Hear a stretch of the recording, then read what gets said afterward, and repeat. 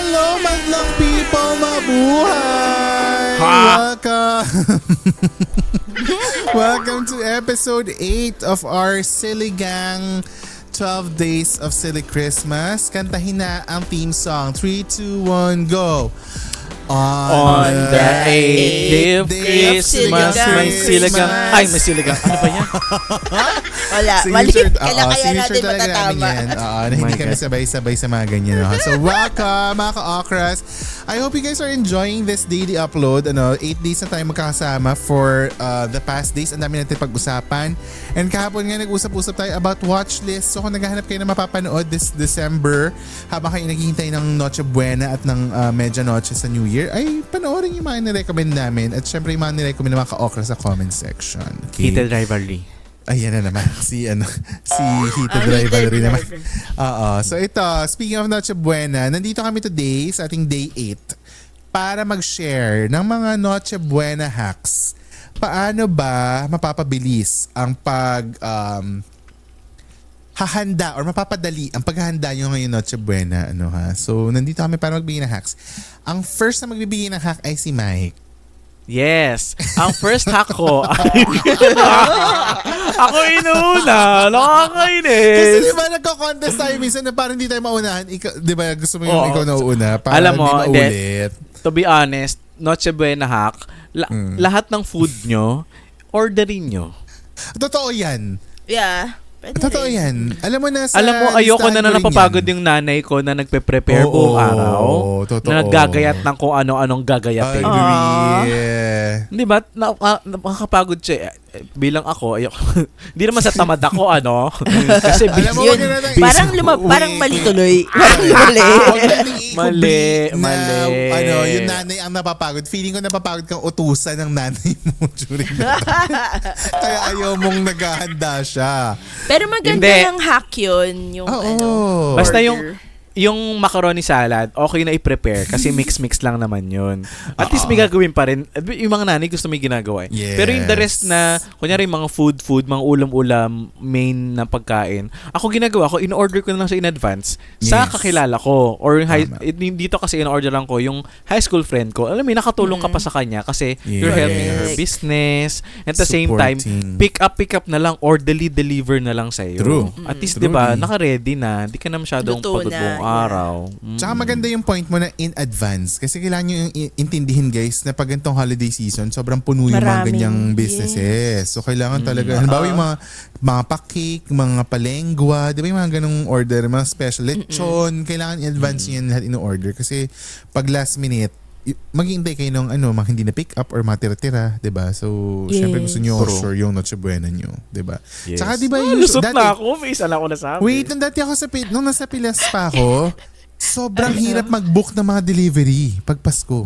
'Di ba? Oo. Yung mga Grab, mga Lala Move, sobrang hirap niyan. So, kailangan din alam niyo yung logistics, no? Kung kailan i-deliver or i-pick up. Kaya yung mga nila nagpapadeliver ng pizza, sinasabi na nila what time ipapadeliver. Tama. May ganun na sila. Tama yun. Maganda advance yun. order ka, siguro sabihin nila, ay, book na po kami ng gantong oras. Baka pwede po ibang oras na lang. Ganun. Totoo. At least na ma-manage din nila. No? Correct. Tama.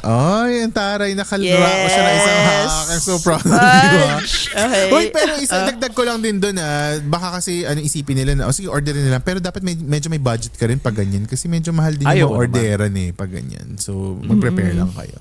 O, ikaw, Isha, ano ang iyong Noche Buena hack to make life easier this Christmas? Katulad ni Mike, hindi rin ako ang nagluluto dito sa bahay, si Joshua. But, isa sa paborito kong gawin is tumutulong ako pag may niluto siya. Kasi, you get the perks of tasting it. Correct. Na parang hindi pa patikim pa ulit. So, dapat inaubos ang hamon. I think dapat hindi hack yan kasi mababawasan ang mga handa. Nauna ka mag-Noche Buena sa lahat. I think yun ang problema. But it's also a fun bonding with your family. Lalo na yung lola ko. Gustong-gusto niya nagbabalot ng Shanghai. So, kahit na mas may rayuma siya, yung dali-dali niya bako-bako na. Tigas-tigas na yung mga for some reason, joints. yung muscle memory niya ng pagbalot ng lumpia. Yeah. kuha pa rin niya. So, okay Pero din siya. sinasabi ni Isha fun yan sa kanya. Pero kay Josh hindi masyadong fun. Kasi di ba parang kami ni Josh na ayaw namin na may mga ibang tao sa kitchen. Kung may CCTV lang sa kusina, ang daming masasamang tingin na sa akin si Joshua kasi mayat-mayat tikim Oh my sa God. Tsaka yung mga Parang, mali yung ano ba? Ganyan. putol, Oo. mali yung hiwa, mga ganun. Ako na lang to, guys. Siguro, Ganun. parang like, sorry, gano'n na lang ako. Sorry, Josh. So, ano siya magawa?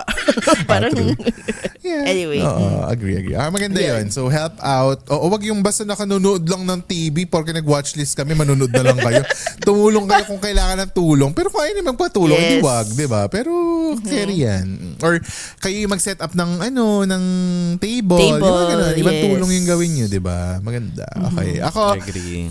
as a baker, ang aking watchlist tuloy. Iba. Heated rivalry. Heated rivalry. Library. Ano, heated library? Parang Parang library mali. na sabi mo. Heated Nabubulol-bulol na. rivalry. Oo. Heated library. Ako, ang aking hack number 1 as a baker is bake in advance. Di ba, mahilig kasi tayo mag-bake na marami pag mga Christmas, mga pa-brownies, pa-cake, or pa-whatever, Yeah. cupcakes. Lahat ng mga baked goods na ganyan, yung mga pastries, pwede nyo i-bake in advance as i-freezer nyo for freshness. Basta naka-airtight. Oo. So, Talaga? oo, secret yan ng mga bakers. Kahit tanong nyo Art. Si Art, nagbe-bake yan, di ba? Yung ka-okra natin sa Bataan. Bataan si Art, di ba? Bataan. Oo. So, kahit tanongin nyo siya, yung mga ganyang cake artists, sila? Magbe-bake sila in advance, tapos nasa naka-cling wrap, airtight na mga bags, tapos nakatago sa freezer. Kasi, pag fini-freeze mo siya, after mo siya i-bake, na maintain niya yung moistness. Kasi sa ref, kasi nakakatuyo. So, huwag kayo naglalagay sa ref. Dapat freezer. So, dun sa freezer, i-defrost nyo lang siya. Tapos pag na-defrost yan, parang bagong bake. Siyempre hindi siya mainit, pero yung quality niya, yung lambot, etc. Parang bagong Kuha. bake. Cookies, yan, yung mga cookies na yan. Huwag nyo nang isabay yan sa lutuan sa Noche Buena, i-bake nyo in advance. Pero mag-ingat kayo sa mga kapamilyan, parang si Isha na nangunguha ng in advance. Baka wala ubos na matira. agad bago Baka wala matira Happy sa to serve freeze. naman. Happy to serve. Ako, yun ang ko. Yung mga banana loaf, fruit cake, yan. In advance nyo lahat yan. Huwag nyo nang isabay sa kaguluhan ng on the day. Kasi ang problema din maglelechon pa kayo sa oven, magsisimbang gabi pa kayo. So, kailan nyo pa i-bake, Yes. diba? So, wala kayong time. So, make it in advance. O, ikaw, Mike, ano ang pangalawa mong Sabi isa lang. No. Sabi ko, Tigalawa ba? Oo, Ilan ba? tigalawa. Ano ba kayo? Okay. Tigalawa. Okay, meron. Sige. Go. Itong hack ko, I love it. Gusto ko yung nauuga ka. Oo. sobrang nauuga na ako. Sobrang nauuga siya sa pagpapanggap na meron siyang pangalawa. Habang nag-type siya ng Christmas hat sa lugaw. yung mga food na hinahanda niyo for Noche Buena. Bilhin na lang. I-order na. Orderin na in advance. Sa mga kaibigan para masupportahan sila. Di ba? Tapos papadeliver na lang. Di ba? Nakatulong ka pa sa Na-repeat. Deja vu pala ito. Ikaw, Isha, ano naman? Sorry, go. Kapag pine-prepare niyo siya, kung if possible naman at kung maganda rin naman tignan yung containers, at yung pwede nang takpan para madaling ilagay sa ref. Yes. Para hindi yung maglilipat ka pa, maraming hugasin. May mga containers naman ngayon na yung microwavable na malalaki na pwede mo maganda na for presentation purposes. At least for the for social presentation. media picture. Yes, For the social media correct. picture. Kailangan bongga. For the Gets cloud. ko yan. For the cloud. Kasi dati yung nanay ko rin ganyan. Yung parang kailangan, ilipat nyo sa magandang Pyrex. Mga ganyan yung mga arte, di ba? Yung mga nanay. Hindi pala. Hindi, tsaka yung kung kailan kasi may okasyon dun lang nilalabas yung mga ganyang, di ba? Totoo din. Oo. So, gusto nila magaganda. Noritake. Correct. Taray, Noritake. May brand. Yes. May brand siya. So, ang hack mo, lutuin at saka i-store na dun or ihanda dun sa actual lalagyan na pwedeng i-ref. Yes. Oo. Para takip-takip na lang. Salpak-salpak na lang. Ang hack din dyan, maglinis kayo ng ref prior the day before, Kasi alam nyo na Yes. maraming Leftover. ilalagay. Oo. Yeah. Di ba? Hamon pa lang. Diyos ko, gano'ng kalaki na yun agad, di ba? Ang ganda. In fairness, na-wing na naman niya ang second hack niya. Alam niyo guys, kaya kami ganito. Kasi tuwing nag-hack episode kami, si Mike talagang feeling namin wala talagang pine-prepare. Tapos, i-isa siya on the spot. Aminin nyo. Aminin nyo. Convincing. Ay, oo nga. No? Napapaganda din kami ni Isha. Napapabilib din kami minsan. Ang ganda. Bago natin tuloy ang chismisan sa hacks, batiin muna natin ang mga nakikinig na Patreon members for the day. Hello sa inyo. Mama Batong Bakal, Nanay ni Rio, Manags, Maria Wilma or Maui, Marinil Marky O, Marlene Faye, and kay Michelle D, not the beauty queen. Si Michelle D as in... Or baka siya T. talaga yan. Why not? Baka nga. Hindi natin sure. So kung ikaw yan, Michelle D, let us know. Okay. Ituloy na natin. Alright. Isha, ano ang second hack mo na parang i-discarte na lang din kasi nagulat din siya na dalawa pala. Kasi naman. Go. Ito ay dahil hindi man natataon. Gusto rin namin makapagpahinga ang aming house angels. So naka-day off sila ate pag holidays din. Kasi syempre they also need to spend time with their families. Yes. Para bawas din sa hugasin, nagpe-paper plates kami and utensils, plastic spoon. Para pagkatas kain, tapon na lang. Kasi maano rin sa oras yung paghuhugas ng mga plato. Totoo yan. Tsaka kinakatamaran. Kasi na bukas na lang. Alam mo yun, busog ka na. So parang gusto mo na lang i-ref yung Humilata. Totoo yan. Ayun. Magandang hack din yan. Pero be mindful lang of your waste. Kasi diba, syempre, ayaw naman natin na sobrang all plastic. Ganyan. Kung may makakita kayo mga compostables na mga, diba marami nang ganun ngayon? Yung mga wooden, spoon and fork. Yung mga starch. Starch. Totoo. Kasi ang reklamo ng iba sa paper plates, malambot. Pero yung mga starches kasi matitigas na paper plates. Yes, So pwede yung, correct. Magandang hack din yan. Okay. Ito, ang ating last hack for this episode. For me, since nabanggit kanina yung mga ref, di ba ang daming, laging kulang sa space ang ref tuwing ganyang season. To the point na wala na mapaglagyan ng mga soft drinks, mga wine at mga alak and all, mga beer. Kasi hindi na natin mapalamig at nasa labas na lang sila ng ref. So ang hack ko sa inyo, niyo siya, express chill. I-express chill niyo siya by putting salt. Yun? Gawin niyo yung salt ice water bath. 'Di ba yung parang ice, lalagay mo ng tubig sa bucket. Tapos lalagyan mo ng asin. Talaga? Yes, Tapos, kasi yung asin, napapababa niya yung freezing point ng tubig. So, mas lumalamig, nagtatransfer siya ng lamig sa mga nasa paligid niya. So, kung nandun yung beer, mas mabilis lalamig yung beer nyo.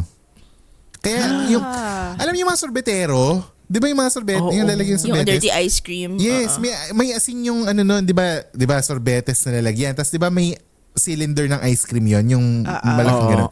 Yung labasan puro yelo, di ba? Yung paligid niya. Tapos nilalagyan ng asin yun para yung lamig lumilipat dun sa ice cream. Interesting. Oo, so that's science. Ay, kaya din ang oyster. Ano? May sa salt nilalagay. Hindi yun. Kasi dapat may yelo. Yung oyster, walang yelo pala yun. Nilalagay sa asin para hindi gumalaw.